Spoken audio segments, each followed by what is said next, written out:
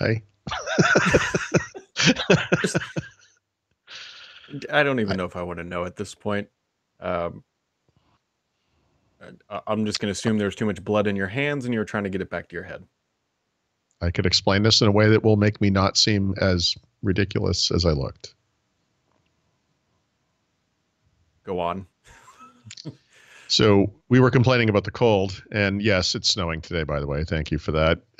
I decided to crank the heat in my office to 75 degrees because it will only really get up to like 72 or something. And this is what I sort of didn't realize about this room is that it has radiant heat in the ceiling. So the heat actually comes from the top of the room, which Well, is really weird. yeah. So you can actually feel it get warmer as you go higher in the room. So my feet are cold, but if I raise my hands above my head, my hands get warm. So it's kind of this place is idyllic, really. Well, before we go any further, today's show is brought to you by Cloudberry Lab. Protect your data by backing up your home or business to Azure, Google Cloud, Amazon, all that good stuff. Check them out at cloudberrylab.com/FRD. And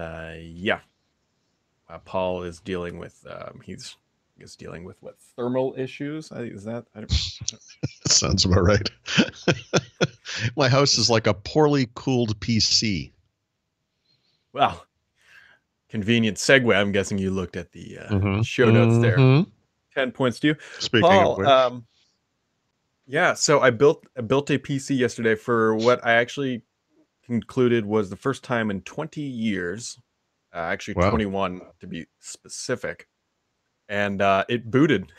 Like we're using, I'm using it right now. Actually, it's working. Nice. Nice. I will admit, I said a small prayer before I hit the power button for the first time because I had absolutely no idea if it was going to work. Yep. But yeah, it's it works. It's great. The only issue I've run into so far is something that I screwed up, which was a very small thing. So this case, which you can actually see back here, comes with a fan controller in it, which basically means that you can plug a whole bunch of fans into it. And you can't see it here because it's, well, whatever Windows is deciding not to go full screen. Yep. Oh, there we go. There's a calendar. That's what I wanted. Now the button's gone. Yeah, if you just click on the picture, that thing there we will go. go away. Yeah. It's unless you're really zoomed in here, but there's actually a fan switch up here, like a manual physical fan switch, and you can control it, and whatever it speeds the fans up. Well, I bought the wrong type of fans. I needed a 4-pin connector fan, and I bought 3-pin connector fans like a filthy peasant. So I have 3 fans that weren't. Yeah. I assume you can get some kind of an adapter that will go from 3 to 4 pins or whatever. I believe you can, but since I just bought these last week, I'm just going to return them and get proper 4-pin fans and just be done with it. Gotcha. So, well, congratulations. Yeah, so everything is working well. Actually, it's very loud right now because the offset of it being a 3-pin instead of 4-pin fan, they only run at high speed, like max. Like you can't throttle them or anything else. So there's a whole bunch of wind whirling, if you will. Yep. Nice. So my kid is also home today because unlike the temperatures inside my PC, her temperature was about 102. And yeah, I can hear her squealing upstairs. So I don't know if you can hear her screaming. No. But apparently her TV show has turned off. And probably the power drawer of that computer has turned off the electricity in the rest of the house. Yeah. But so far, I got to tell you, this building a PC was much. I'm going to do a full write up here and take some better pictures and all that stuff. I wanted to make sure it worked before I got too arrogant about it, if you will. But it's much easier to build a PC these days than it was 21 years ago. So I have also built a PC, but my PC looks like this. Look how cute it is. Tell us more, Paul. It doesn't require a fan. In fact, I don't know why you'd ever want to add one to it. I guess you could put heat sinks on it. I'm not going to bother with that. But yeah, I'm doing that Amiga thing, right? So you put an Amiga emulator on the SD card, with some ROMs and some virtual disk files. And yeah, you can boot it into like any version of the Amiga. You can play with the different chipsets that were available across the different devices, RAM amounts, different types of RAM too. Neat. And I've been kind of documenting it. But I played Arkanoid yesterday, which was a classic and excellent Amiga game. Kind of like Super Breakout, but better. Yeah, so I'll keep going with that. And then I haven't actually, I should say, when this is done, I'm going to buy this like a really cute little Etsy case I don't have yet that looks like a little Amiga. So I think when I'm done, I'm going to put it in that case, and then I'll just I'll give it away on the site, like through a forum thing or something. Maybe we could do like a giveaway on a Friday or something. But yeah, in the meantime, I'm just going to play with it. Neat, I think, is the appropriate word to describe that. Mostly because of how tiny it now is, and I'm sure they could probably actually even make them smaller if they really wanted. Yeah, I mean, this is probably a slight exaggeration, but I think it's fair to say that the original Amiga had 3 custom chips, and the names are escaping me, but it's like Agnes, Portia, and Daphne or whatever. Each one of those chips was almost as big as this device, and the Amiga is very interesting on a number of levels, but the kind of multitasking, multiprocessing capabilities that it had in 1985 wouldn't be duplicated on a PC for probably about 2 decades.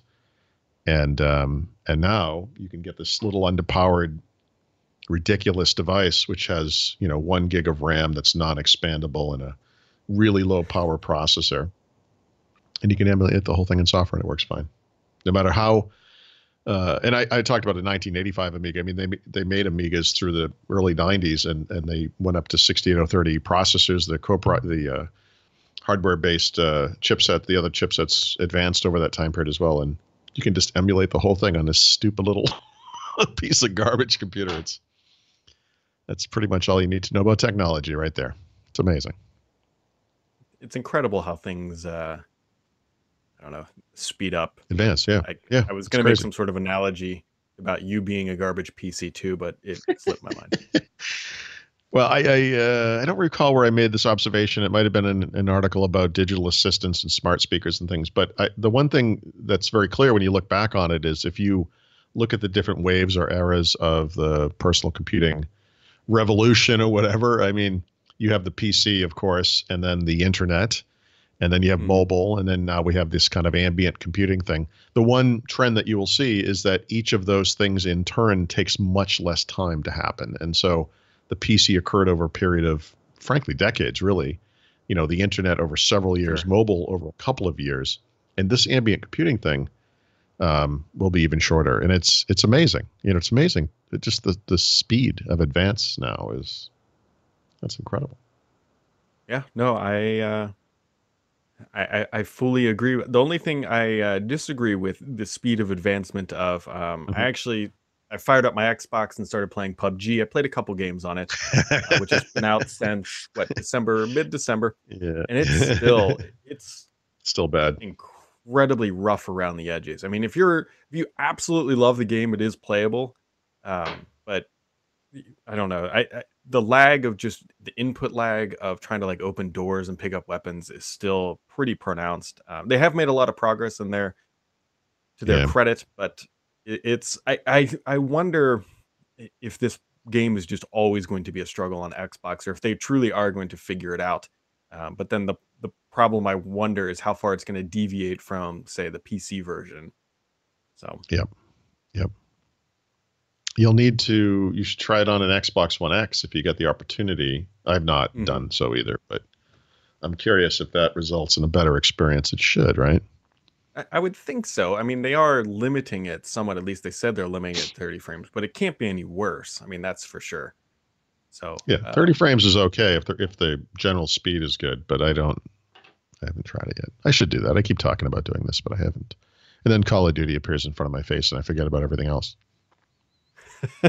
Oh, full of place up. There's Call of Duty again. Oh, look at that. Just waiting. Game I already have versus game I know is not going to be very good. Let me think. Yeah. It's been kind of a quiet week. Yep. Yep. Like, I mean, yesterday was a holiday. We've got this weather thing going on. My daughter, by the way, is coming home early from school today because, of course, she is. It's Pennsylvania. Um, man, these guys just don't handle the weather. I just leave the kid in school. What's the difference? But okay, that's fine. right. Yep. Yeah. I mean, I this is obviously kind of a post CES lull, which is probably very natural. Not a lot going on in January.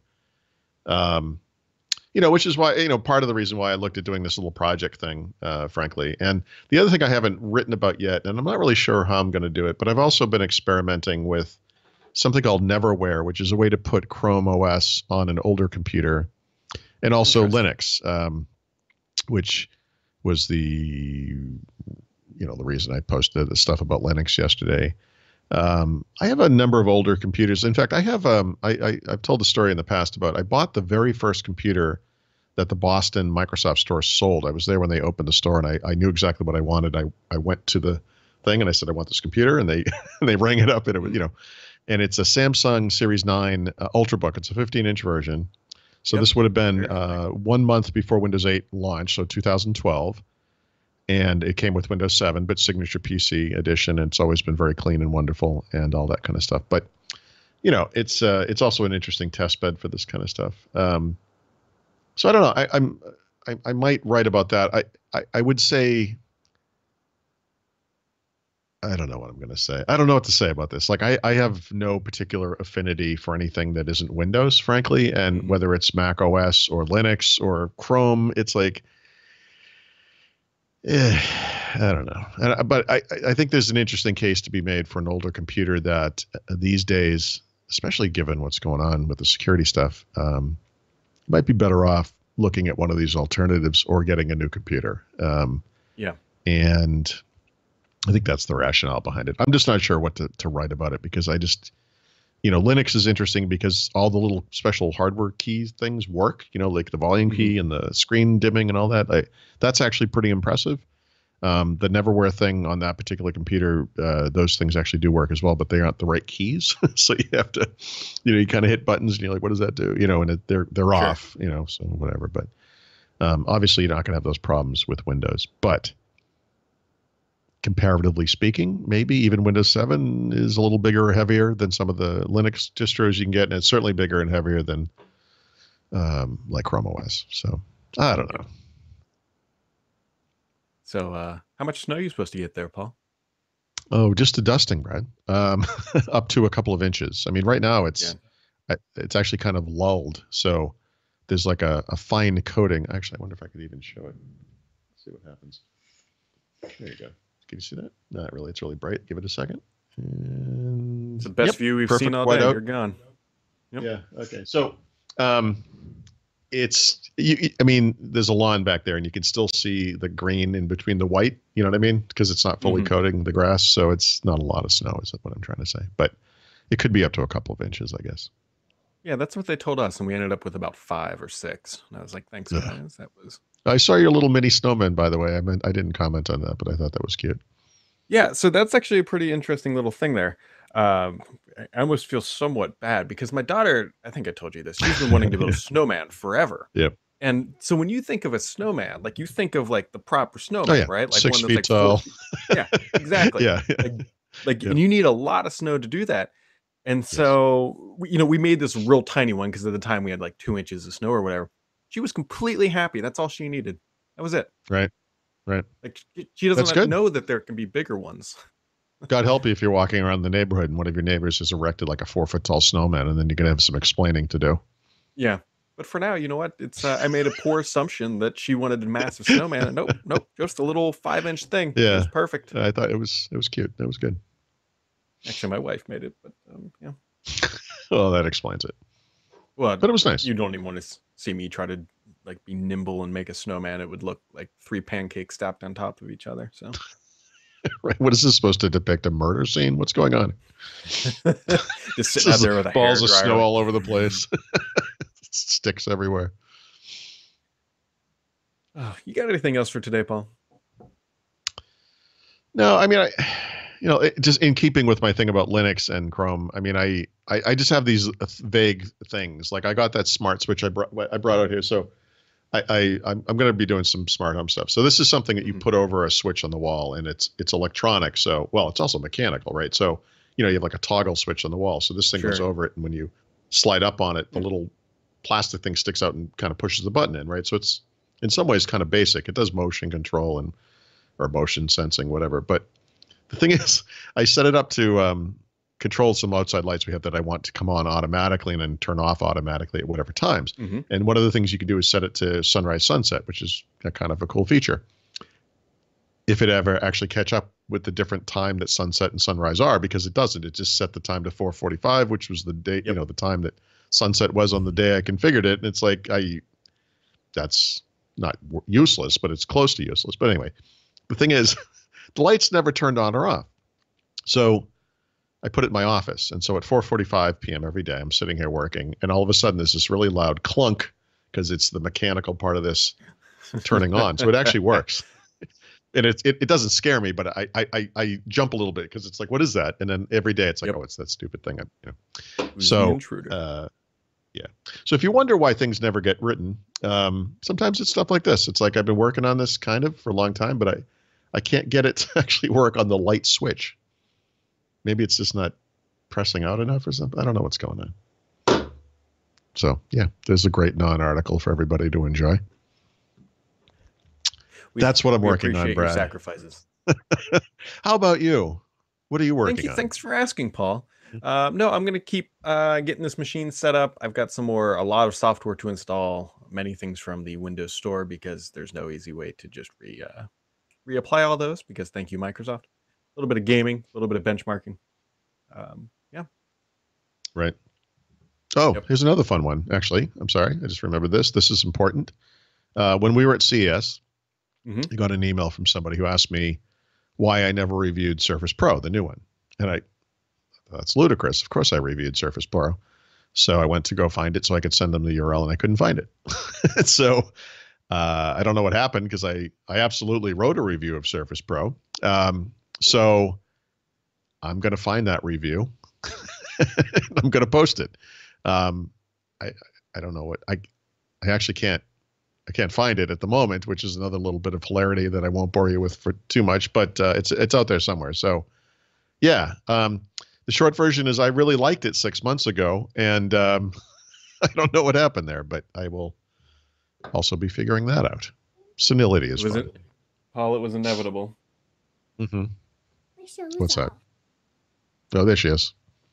Hey. You were on the top, Daddy. Can you say hi to Paul? Hi, Paul. Hey, how you doing?